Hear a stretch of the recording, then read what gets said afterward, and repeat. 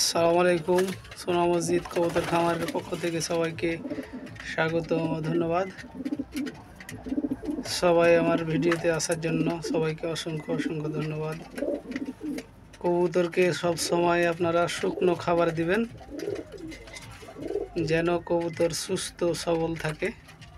কোনো সময় বখা খাবার কবুতরকে দিবেন না, নাহলে কবুতর অসুস্থ হয়ে পড়বে।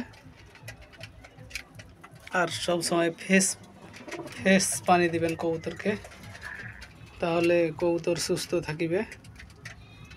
আমার কবুতরগুলো দেখেন আল্লাহর রহমতে সুস্থ সবল আছে, জোড়ায় বাচ্চা করে সুস্থ সবল। এই দেখেন অনেক সুন্দর কবুতরগুলো, অনেক সুস্থ। যারা কবুতর পালতে চান তারা কবুতর কেনার সময় সুস্থ, নাকে পানি আছে কিনা এরকম কবুতর দেখে কিনবেন। অসুস্থ কবুতর কখনো কিনবেন না।